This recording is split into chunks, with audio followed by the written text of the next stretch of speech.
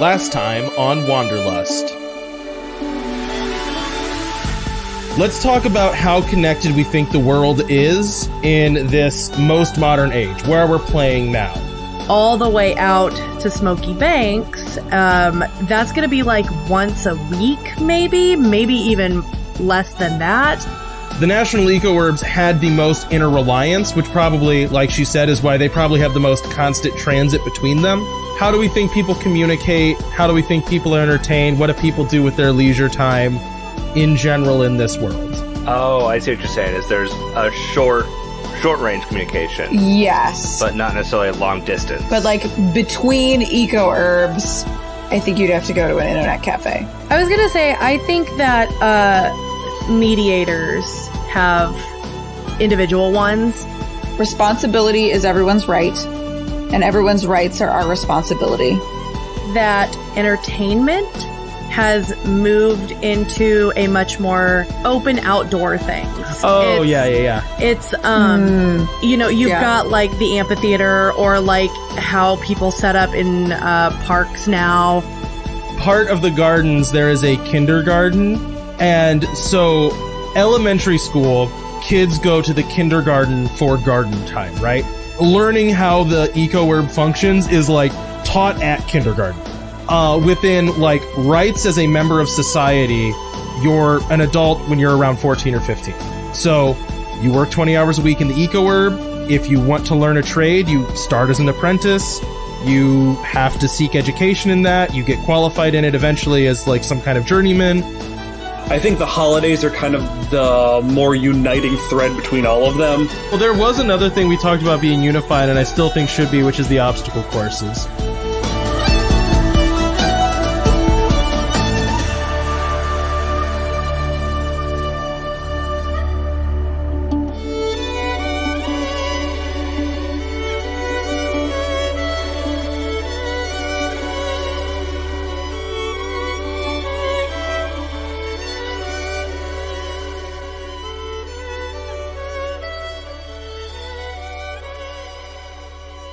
All right, zooming in, to Smokey Banks. A brief tour from me of essential things that I know are going to be there. It is a small coastal eco urb that is a destination for two main things. The first one is academics. So I mentioned this before. It has a university. It has a staff of people that work there whose main focus is antiquity. They study history because very close to the Eco Urb are old castle-y ruins. You know, this is a Stonehenge type of place. Their origins are unknown. There's tons of mythology and stories about them, and a lot of kind of speculative history about where these things came from, which spawns its own questionable mythology or whatever about what is off in the wilds, what birthed these weird old ruins that are prehistoric almost. You know, everyone's got a different story about what they are, and there's people that are obsessed with learning about them, right? That is also a huge tourist trap. So the economy of the Eco Urb does have to kind of serve people coming in and out more than is maybe typical. I think that tourism assumes that you're going to have kind of a transient population of people working in your gardens, because people are going to show up and be like, okay, we're here to work, and then eat, and you have to kind of sustain that. So there's maybe a little bit more food load on your Eco Urb than what is typical. And then I think the other thing that is unique to your Eco Urb is its presence on the coast, which means two things. One, recreation, surfing, boating. Mandy, what was the kind of thing you came up with that young people do? Solar-powered hoverboards. Yeah, solar-powered, like, boarding, I think would be huge on the water as well, So kind of like, those sail boards that you see, like those, but they have a little motor and, solar collectors on them. Is it Treasure Planet? I don't know. Mandy, do you imagine those being super flying, or is it more like just off the ground a little bit? No, I imagine it more like hovering. Yeah, Based on the technology that we've talked about, it's at the moment, it's pretty limiting. Sorry, does it look like Treasure Planet, where it's like a board with a giant sail on it? It can. Yeah, I think that, especially out on the water, I think those are common and pretty fast. Oh, and that's like kind of the young hot rodding thing, is having really fast, really dangerous boards, both on land and on the water. So tourism is a huge part of going out to the coast, as it always is. And then the other half of that is that I think, given the presence of a university, you also have an early example of aquatic-based agriculture. So, like, saltwater-based grains or other, really good for human consumption foods, almost to the point where that's almost an export, where you can kind of assist other local eco-herbs if they start struggling with food. That's probably why we're able to sustain the tourism that we are, is because we have this source of food. Right, because you have a larger garden that is stretching out onto the water. Yeah. I like the idea of also it's pioneering, like, sea cattle. It would be like a new way of having, like you would have life on those gardens floating out there that would be, new and able to live on that for sure. Right, where it's like, we're really good at harvesting the kelp. Lobster equivalent. Yeah. No, not kelp, like animals. Oh, yeah. Whereas crayfish. There's a lot of crayfish, and we're like, fish, we are pioneering saltwater fish, kelp. Right, we're able to pioneer, like, doing more sustainable sea life cattling. Right, because you have a food source out there, and you're a little bit more involved with your oceans than most other eco-herbs are. So there's kind of like a science-y part of that, as well as a historical part of that, that makes your eco-herb unique. The other facet of this that I will say is required just from me is there is a sheriff whose job is not so much enforcement with force as it is investigation. He's like half I would say he is 1/3 investigator, 1/3 park ranger, in that the presence of tourism kind of requires you guys to be a little bit more rigid about your walls and keeping people from wandering off into the forest, because there is like this part of the wild sort of that exists that isn't really part of the eco-herb but is studied by the university and that people want to go and see. So he's partially a park ranger. And then the last third of it is when crimes do happen, he's kind of like the posse coordinator. If you have to run someone out of town or take care of a creature attacking it, he's like a coordinator for getting people together to do that. I was also wondering if he mediates in the strict sense of the word of like grievances between parties. That gets into an interesting question. I think it depends. I think that if it's immediate I like this idea. Let me run this by you guys. I like the idea of it being really common for small crimes to be resolved in the moment and amicably. Like, that's a really big focus, is that you don't escalate things beyond this unless you really have to, right? So if there's a brawl, he's the one that shows up and is like, all right, talk this out, figure it out, like go over there, cool off, come back, apologize, shake hands, go your separate ways, I'm not mad, I'm just disappointed. Yeah. I think there's a huge focus on that, and he's the person that has to be like in the moment dealing with someone like red-faced screaming like, he stepped on my, like that. He's the guy that has to show up there and be like, all right, guys. Yeah. Take a breath, cool off, have a minute. Maybe you've been overserved. But then I think if it goes further than that, or it's more complicated than that, that gets into like city council business. Sure. Is the sheriff, is that like a hobby of his, like, or skill? Elected official. Or do elected officials still work in the garden? Is my question. Yes. I think yes, with the caveat of he carries a radio. If there's an emergency, he runs off. Okay. And if he runs off, like if there's an emergency, does that still count as his like garden time? Like if he's not sloughing off? Yeah, I would think so. Yeah, because I think that maybe that position is like being on duty as part of his like garden, in that like keeping people from killing each other is necessary. No, that was specifically my question. Is like the elected officials, which is a small group of people, like, do they count as gardening if they're doing elected official business? Not that they're slacking off, but like, I imagine that they don't necessarily have specific like office hours. Like they're not 9 to 5 doing their elected job. Like their elected job probably doesn't take up a huge portion of their time, but their elected job is important, and so that like takes priority over other things they could be doing. So if like something comes up, like, or like if there is a section of time that they have to be doing that job, that counts as their like community service, whatever. That counts as their hours. Okay.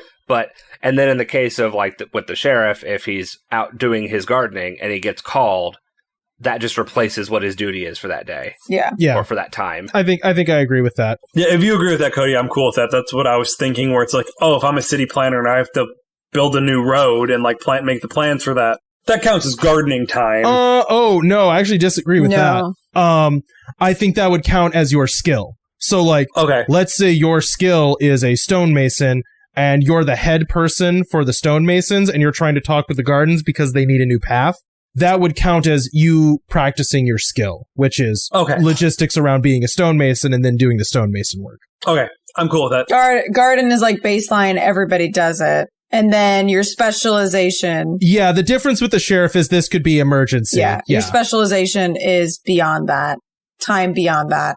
Yeah. But if you're an elected official, you could be called away from garden time. And that's considered just part of being an elected official. Same thing, like you guys probably have EMTs, right? If you have someone who's a medic, like if they get called out while they're in the garden, they're not like now off the clock. It's like, okay, this is gardening. Right. You don't have to make up that time because you were called away for an emergency. Right. But everybody is expected to spend time gardening the way the children in kindergarten are, the way young adults are, the way older people are, the way elderly are.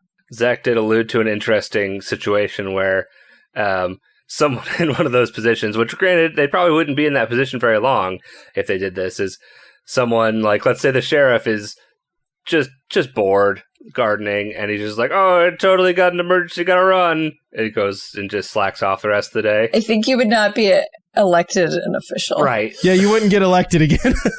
Well, I think the thing is the society is just not like that. It's hard for me to imagine the society of having enough free time that I don't feel like I need to like cut down on how much I work. You know, like with my commute and stuff, it's like, well, I'm working 9 to 10 hours a day. See, I have to think of the most cynical form of this because I'm playing a character that is trying not to fit in the system. Yeah, you are. Right. No, that's good. That's good to think of like how your character would fit in. Right. But I think Yeah, let me tell you who's going to be visiting your shop a lot with a clipboard is the sheriff.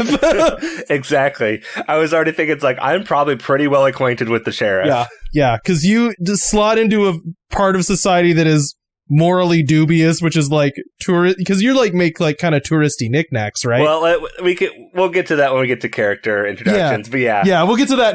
That's next episode. It's a little tidbit of what character I'm going to be playing. All right, so now this is the part where I let you guys run wild. So I said at a minimum, everyone has to come up with a person and a place.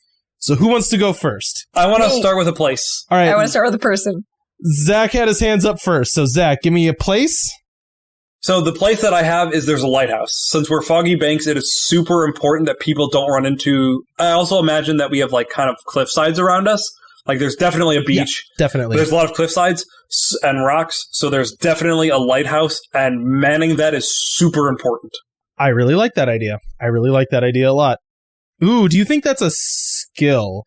And what I mean by that is, do you think that there is a guild of lighthouse keepers, or do you think that is part of gardens?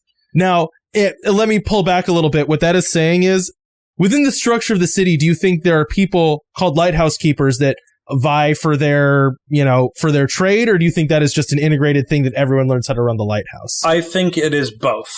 I think during the day, like when it's stormy weather out, it is everyone learns how to run the lighthouse in case there's a storm.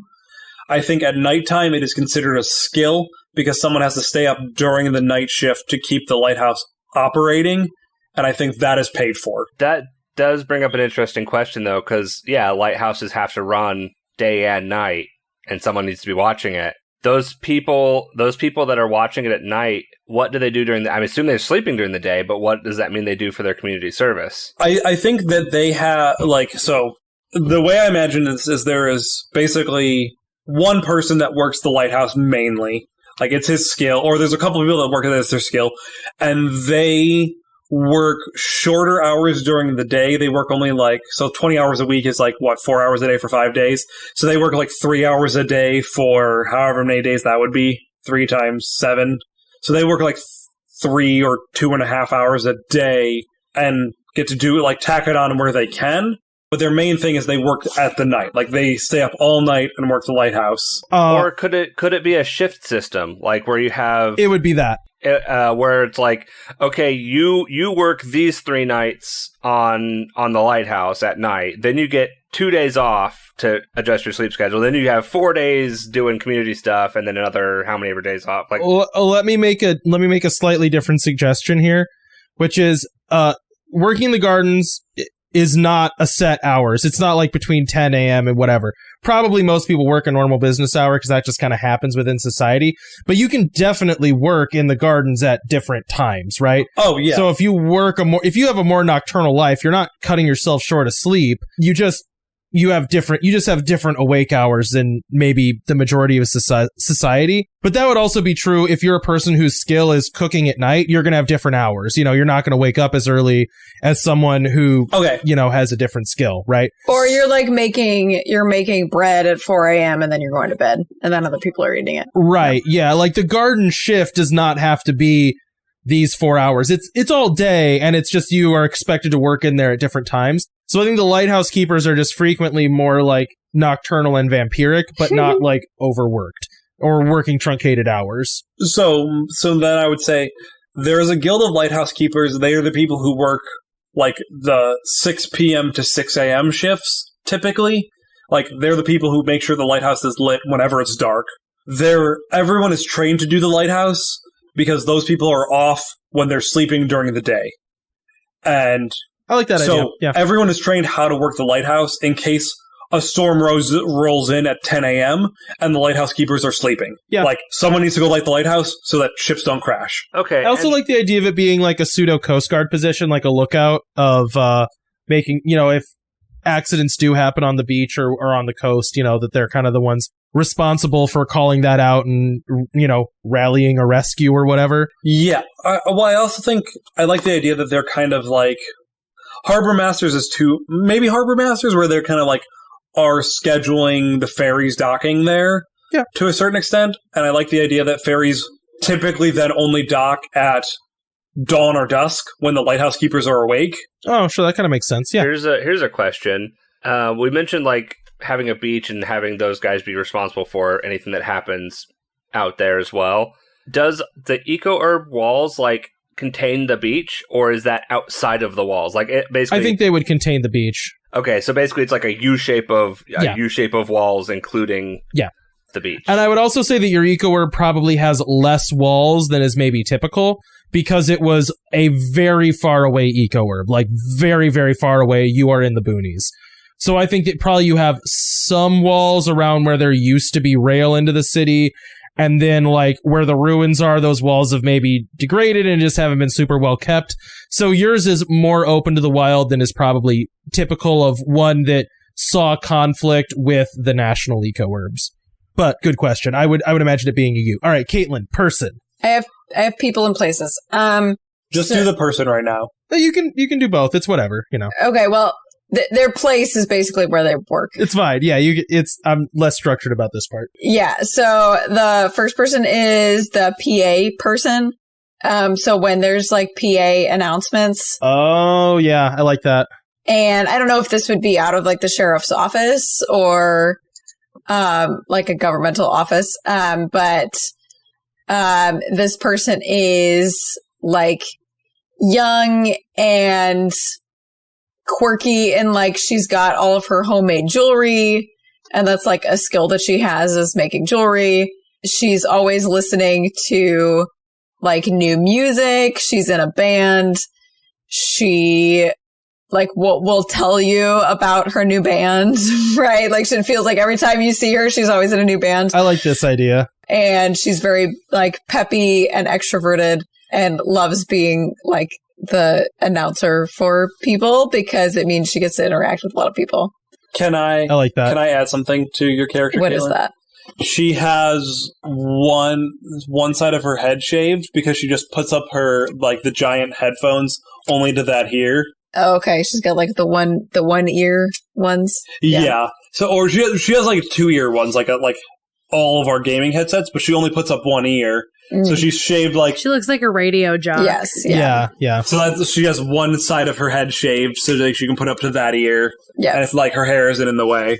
Yep, that is exactly her. So I don't know where that would be located. I think that, like, in the government building, like, I don't know if there'd be a whole sheriff's office, but that would be part probably of, you know, I don't know what we want to call it, the governmental palace. That seems wrong. Town hall. Yeah, town hall. And she also knows, like, what's happening. Like, if you need news, she is the person who knows it. Like, whether she's announcing that news or not, she knows. Yeah. So she's kind of the town gossip without the gossip moniker. Yeah, without the morality associated with that. Right. She's not like a gossip. She's like almost, I don't know, like town historian kind of, like living history, like what's going on right now. Sounds more like a city planner or like an event planner for the city. Like she knows what's going on. I think more like event planner. Like she just knows stuff that's happening. Yeah, she's like the dispatcher. Yeah. I like that. So if you need to know like when something is happening or like what's coming up, she's the person to talk to. I have one suggestion for her, which is she is pioneering right now the field of running a radio show, like for the Eco Urb. Yes. So like 30 minutes a day she's getting away with being like, and now on the, you know, whatever show she's, you know, playing music or whatever, has people come into the studio. A lot of it is her own music. Yes. Yeah. I imagine that every week is like a completely different radio show. It's like this week she plays her own music. Next week she's just interviewing people. The week after she's doing deep dives into random topics. Like she can't pick what she wants to do. Yeah.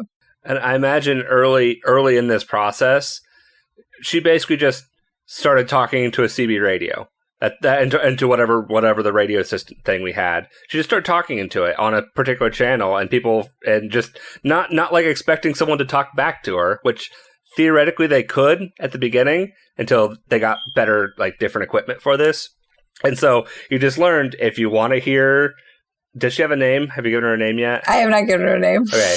If you want to hear her talk about random stuff, go to channel 37. Right. Can I suggest the name Willow? Sure. Willow's such a good name. Willow the jockey. That feels appropriate. Willow DJ. Awesome. DJ Willow. DJ Willow. And I will say, Vinny, as a correction to that, she doesn't run the radio, she runs the PA.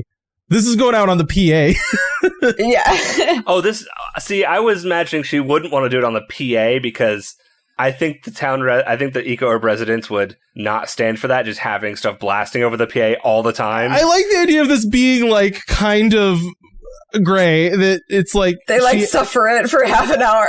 She has the microphone and she does a really good job, so it's like, well, I guess we're listening to her music for, you know what I mean, like when you go downtown and they're playing Christmas music like 24/7. She does that every once in a while, you know.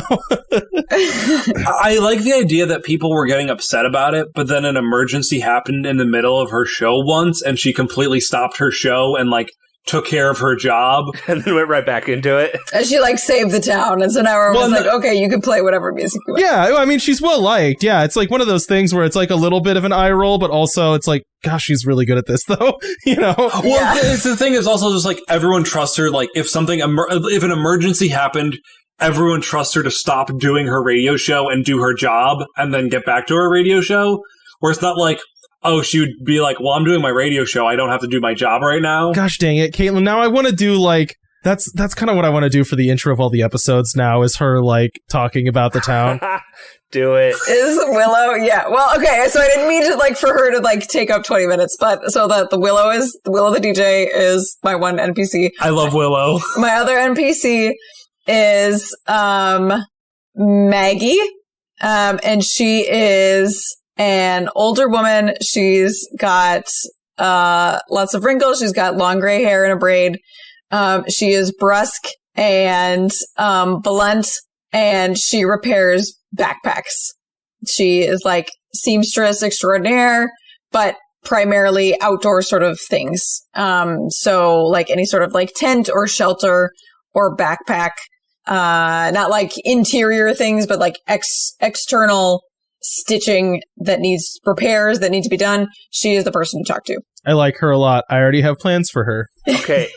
So we've introduced a sheriff. We've introduced Maggie, the legendary seamstress, both of which are people that Federico is going to be either friends or frenemies with. I'm not sure which. Well, perfect. That's what NPCs are for. So I'm done. And then she has like her little like home/shop where you can always find her. She's like usually working on something and squinting into the gray sunlight. Before we move on to the next person, real quick, Cody, did we ever decide if like videos or I'm trying to think of something real quick. If those or like CDs or things were a thing before Eco Urbs? I don't think you had a way of watching video. I don't think so. Computers weren't to that point yet. Okay. Maybe film but... reel, like maybe projected movies, but you'd have to like have the movie. You know what I mean? Okay, I gotta rethink something. So. Oh, okay. I'm sorry. Do you want to tell me what it was, and then see if it fits? No, we'll talk later. Now. Don't worry. Okay. Sorry. Before we move on from Maggie, can I give Maggie a husband? Sure. I want her husband August to be the 3D printer of the town. Awesome. So Maggie does all of the seamstressing. August does all of the like mechanical printing of things that people need, like if you need a specialized part. And often they work together to make like backpacks and stuff together, where he'll build like a nice carbon fiber frame for her, and she'll put the fabric around it and stuff. So they're kind of like a one-stop shop for backpacking or for like repair and outdoor repair. Yeah. Yes. Sure. I like that. Zach, did you have another person in mind besides that one that you just added? I will. I'm not counting that as my person because I just tagged on to Caitlin's and I thought that would be a cool idea. But I will. Okay. I don't have one this second. All right. Vinny, person or place? Problem is I've been too busy listening to you guys. I haven't really been thinking. Okay. So I have, so my first NPC, her name is Bessie, and she is in charge of the stage. So she's older. I should say her full name is Bessie Settlemeyer. It's my character's mom. Oh, okay. Gotcha. She is very, very artsy. She's in charge of the stage and the rotation and the schedule there. And she also likes to slot herself in with dramatic readings. I like that. I like that. It's cute. Vinny, do you have someone you want to throw on here? So I'm formulating a thought. Okay, Caitlin, give us your place. I didn't have places other than the places that my people worked. Do I need a separate place divorced from NPCs? I feel like you need one discrete place. Yeah. Okay. Yeah, I think you need a place below the lighthouse area is sort of a cove, and it's got tide pools at low tide. But it's pretty flooded at high tide. I like that. And I'll say that in like one season of the year, it has some sort of seafood that's very popular, but otherwise it's not a place that people go to. It's kind of empty. So I want to add a place, and I'm going to credit this to my brother because it was a cool idea. Thanks, Cody's brother. I like the idea of there being a lot of dwelling being underground. Makes sense. It's cooler. You have more room underground, so if you need to fit more people, it's a good thing to do. So I think that was one of the earlier areas built by the Eco Urb was some underground like warrens, So there is a place called the Warren. It's underground. It is frequently where a lot of young people live, and it really has the vibe because it's all made of wood. It's underground. It's dark and kind of dingy, and there is a lot of like hammock beds. Very much has the vibe, and it kind of like you kind of smell the salt, and it really has pirate ship vibes. And this is like frequently like when kids first move out, they end up kind of living down in the Warrens, It's got a hostel sort of thing, like HOSTEL. Yeah, it has a little bit of like a reputation, like it smells bad, like it's messy. Of like, that's where the kids go. Yeah. Yeah. It's you just moved out. You want to feel independent. You go to the Warrens. There's like more broken, hoverboards or, solar surfboards than there really should be down there. you might get like run into a lot more often. It's kind of it's a little bit of a wild place. Love it. So I've got something in my head, but it's kind of it might be stepping on someone else's toes. And I also am not sure how it'll work. Should I just go for it? Hit us with it. This is brainstorming, you know?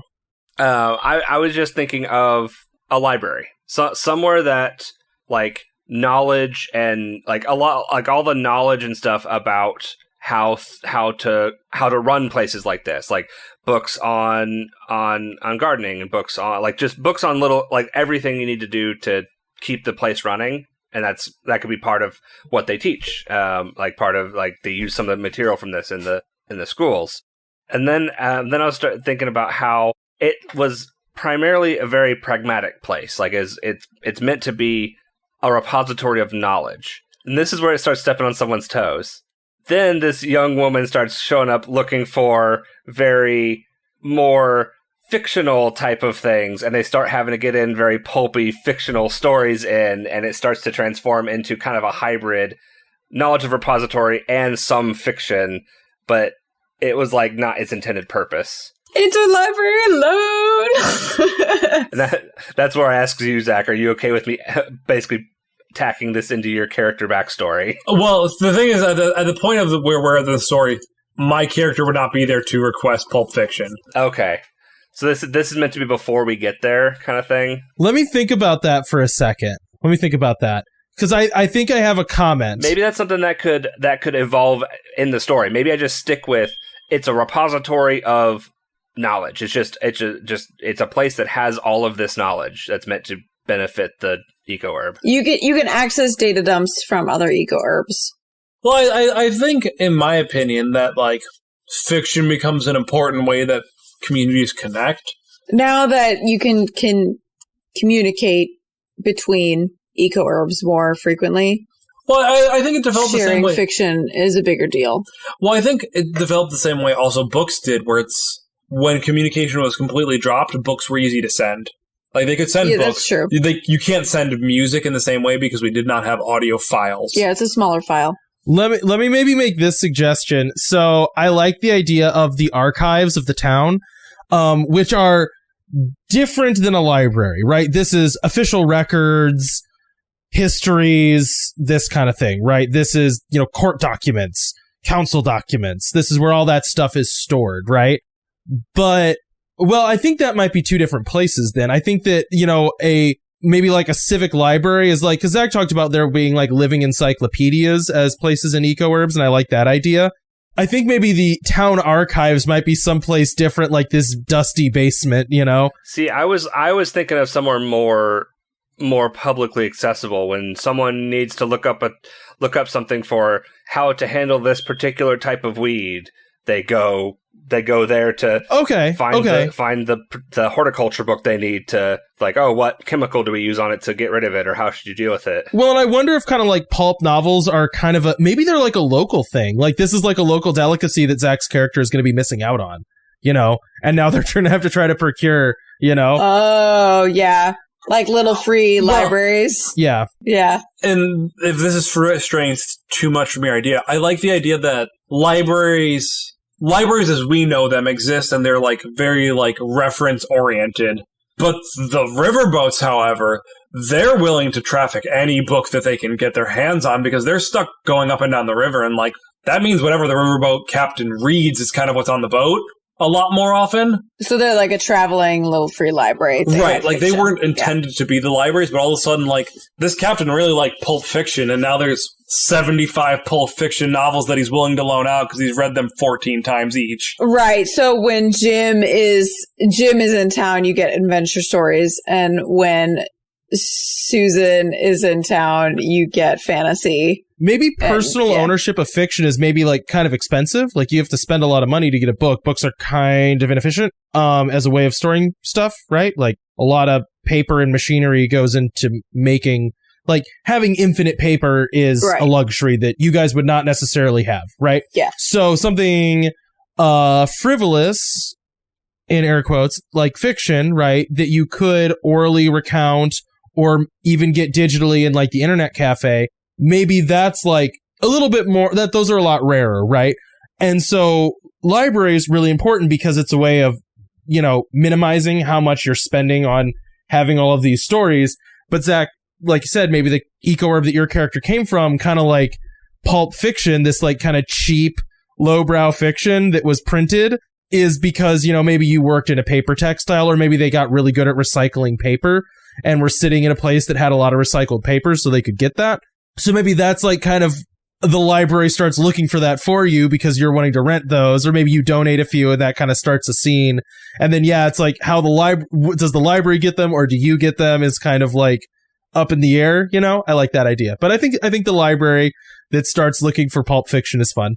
I have multiple characters for you now, Cody. Mandy, did you have something you wanted to add at the same time as Vinny? You were saying something, right? I did. Okay, so you then Zach. Okay, so my initial thought, way, way long ago when you asked us to start coming up with this, is that I wanted to have a rundown blockbuster that was being reused for something else. But if we don't have videos, then I guess I'm not doing that. I mean, you can have, because I thought that was where you're... Can you do like an internet cafe person? Well, so what I thought about is if we've got like film reels, it's like it's vector rental so that they can rent it out in the space. So it's kind of like a library for that before it was a library. So you can like take it and use it. So there's multiple rooms, which will actually make sense for what it gets used for. So you can like, it's like when you end up taking like, what are those things? And like, it's like microfilm, I think, in like libraries. Yes. And you take it and they've got like the special equipment so you can look through it. It's that kind of a situation. And this was like way, way, way, way, way back before Eco Urbs were even a thing. Is there are these vector rental places. You can go into the rooms, watch what you want to watch. It ends up kind of being like a mini movie theater type place, but they've got all of these vector film reels in the main area. So what ends up happening is, the storm goes by, years go by, no one's using this. A lot of the equipment is too old, too damaged. It's not going to make it anymore. But the one thing that is still standing is the V for vector, and that ends up becoming a V for the veterinarian building. The multiple rooms get turned into the different places where they can bring different offices, different, rooms to bring animals in. There's also at least one that has like a door from the outside so they can bring in bigger animals if they need to. And it's just totally revamped to be the veterinarian office, which then goes to my second NPC, Dr. Otis Rees.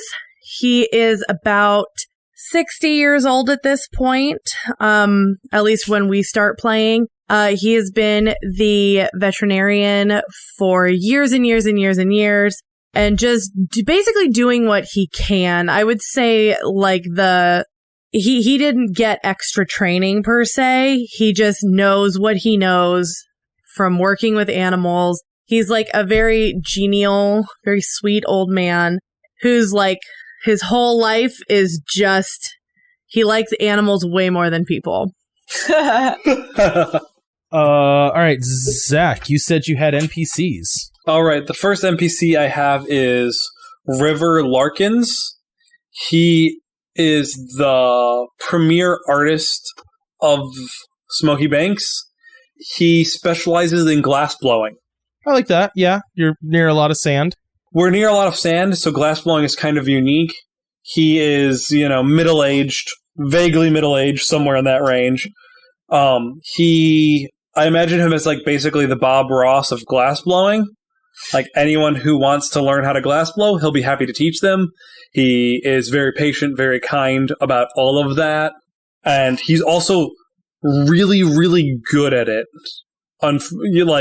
People like, he's like, oh, I'll teach you how to glass blow. And all you have to do is simply blow this really complex shape, Yeah. And not that he's like demeaning or like not understanding. Like he can teach people very well, but it's also just like, oh, let me see your best. And he does these like crazy sculptures when he's just like alone and not teaching people. Like he's very good at what he does. I like that. That's a good character. Yeah, like him. The other character I thought of is Ivy Noxilius. She is the crazy pharmacist of town. I think we had an Noxilius in Outlaws. We did, We did. and it's a reference on purpose. Okay. She is. Does she make drugs? No, I imagine her as more of Bones from Star Trek. We're just like very like disgruntled constantly, kind of personality. Where it's just like, I don't want to do this. I like it. Why are you asking me questions? Like, leave me alone. I just want to do my work. I like that. I like that idea. Grumpy pharmacist. And if we don't want Noxilius, but I wanted to reference Outlaws because, No, I'm fine with it. I'm flattered. Flattery will get you everywhere. In Corsairs, we referenced Vagabonds and Outlaws, I think. Did we? I believe we did, and it made me laugh. So I like tying in references to our other properties, I specifically picked Noxilius as a pharmacist because the chemist is always Noxilius. Yeah, like the mad chemist is always Noxilius, and I think she's mad in this fact that she's like angry, not crazy. Got it. So I've come up with an NPC, but I have questions first. Okay, go for it. What did we decide for long distance communications, like from Eco Urb to Eco Urb? How does that communication work? Internet cafe. It is satellite. It requires a specialized equipment that is centralized in the Eco Urbs. So it's not in your house, but you can go to an internet cafe. Is it voice or is it like Morse code? Voice and text. Okay. Do we not have video? I thought we had video. That would be like cutting edge. You know what I mean? Okay. Then this will still work then. I have an idea. I'm going to introduce Elliot. He's a fairly young man who works. That's part of his job is transmitting stuff up to the satellites. Is he a radar technician? Yeah, his name is now Matt. Does he have a sword? No, it can stay Elliot. It can stay Elliot. I know. I was just I was playing along with your joke, Cody. And he, kind of like what we said before, is like the technology is not there to transmit video and transmit like too complicated of stuff. And so he's basically trying to find ways to make transmission more efficient. And one of the things he did, or is trying to do at least, is he is convinced that he's found a better text encoding than what is currently popular. And he keeps trying to like use it and get it adopted. But like nobody's buying it. Like nobody's. It's called fetch. Yeah, right. He keeps trying to make fetch happen.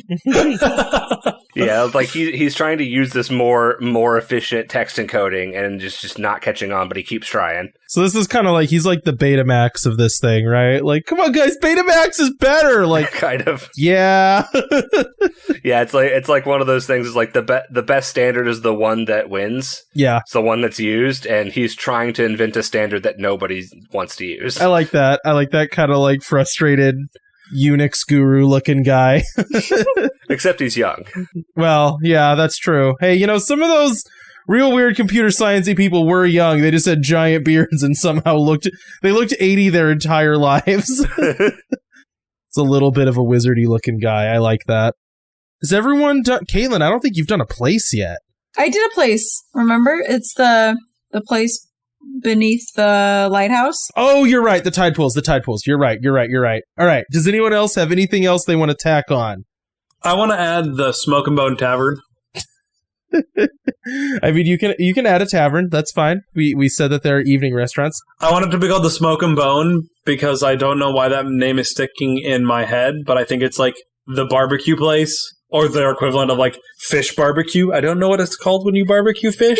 Yeah, I mean that would work. I mean, you can grill fish. It's like it's really big into grilling fish. And I think it's the thing that I made up earlier where they teach you how to grill the fish and you have like... Oh, okay. Yeah. Hibachi fish grill. And I think this place is specifically, since it's not culturally like, this place is like, you all grill a fish and then you cut up your fish and like you judge each other's fish. I like that idea. Yeah, it's a fun thing. Where it's like a fishing competition or a cooking competition. And it's kind of like a draw of the tourism. Like, locals may not go there a ton. Yeah. But tourists always go there. Yeah, that totally makes sense. That it's, like, oh, this is the cuisine of the area, and all of you guys are looking at them like, oh, the weirdos are out here grilling their fish in groups again. I think it's the thing also where there's like the months of the year where there's less tourism and then the locals go there. Yeah, yeah. Like if the, December through February equivalent, locals aren't there, they're like, okay, we can go to the Smoke and Bone finally, and it's actually pretty good food, and I enjoy cooking against you, but I'm not going to do it with 14 strangers at the same table who've never seen a fish, let alone cooked one. Is there anything else that we want to establish about the town, just in general? No, I'm in love with it already. I want to say, if this wasn't clear, I want, glass blowing to be, the primary art form of the town. I think there would definitely be a scene for it, for sure, because, people kind of congregate around what's there, and it would make sense that that's kind of the medium that's around, Yeah, I think it's more you can see a lot of glass blowing and other stuff. It's not just rivers doing it. And that's, the famous... sort of knick-knack that you bring back is Smokey Banks glass.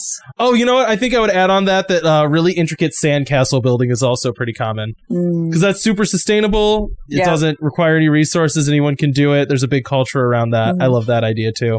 But yeah, as in terms of a thing to bring back, definitely, little glass bone figurines. It's tiny little ice sculptures, yeah. Or, glass sculptures. Yeah. Well, and those are great, too, because, if they ever get smashed, right? I mean, it's just sand, it's not right, it doesn't hold a lot of, it's not like an oil slick. It doesn't pollute anything. Yeah, I don't think it's looked down upon in the community either. I think the community members also have a lot of blown glass things around. Sure. It's not like the Smoke and Bone where people are like, no, we don't do that when tourists are around. It's no, blown glass is around the town. Well, it's also it's like a practical tool. A lot of things are made of glass. Yeah. All right, Mandy, what's up? I think there are also tide pools that can catch sea glass in them. Oh, that's a fun idea. Yeah. So it's just an added touristy thing. It doesn't specifically have to do with the glass blowing, but it just it emphasizes glass being a thing that is of interest for tourists. And it's you can get the fancy glass blown art that they do, or you can go walk around on a tide pool. It's what happens when nature makes art, man. Yeah. So since we're a tourist town, can I make it so the sports thing we have where you set up a sports thing where you have to climb up it or whatever, the obstacle course. Yeah, it's a team-based high score obstacle course completion. Yeah. I want to argue that there's two teams in Smokey Banks. There's the regular team that does the obstacle course on land, and then as a spectacle for tourism, they have one where they do it on water. I think that, there would be aquatic-based sports that are a little bit more dangerous. That's a sign a waiver kind of sport, right? Right, and I think it's kind of like the Harlem Globetrotters for basketball. Oh, really flashy, yeah. It's flashy and not necessarily they're not trying to get the high score, but it does look trick cool. Stuff, yeah. It's like drift racing. Is this the most efficient way to go? No, but it looks cool. Well, it's similar to the obstacle course still. They do it in theme with what it's a show, yeah, but in theme with the obstacle course for that year. Where it's this obstacle course this year is hurdling over 14 obstacles and then swinging up a tower. It's well, now we're going to surf around 14 obstacles and swing up a tower, Yeah. And then scale the lighthouse, yeah. No, I like that idea. Water-based obstacle courses that people watch. Or, it's you can participate, you can rent a board, get ready for some sprained ankles or whatever, Yeah. I'm trying to think if there's anything else I want to add, because there's so much I want to add. I like that real subtle no from Caitlin that no one gets to hear on the audio.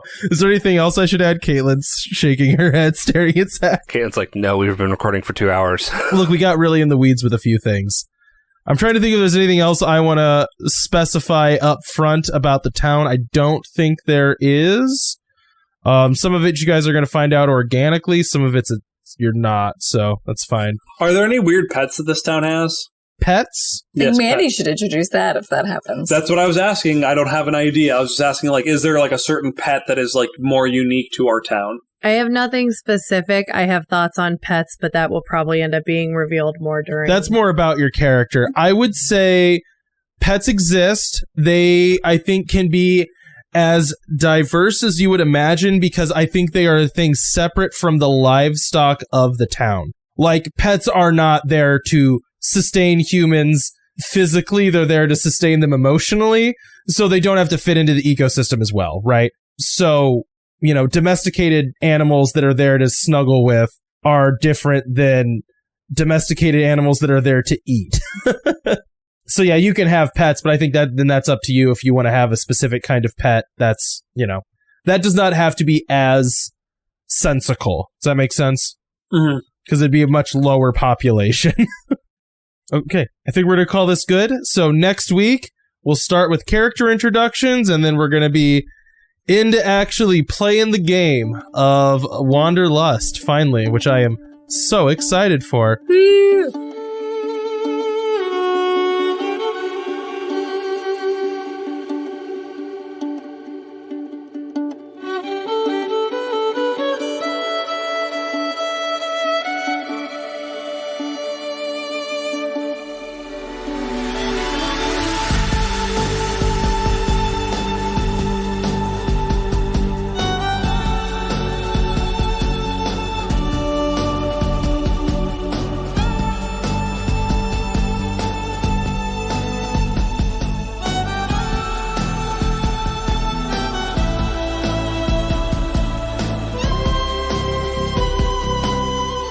Thanks for listening to this episode of Wanderlust.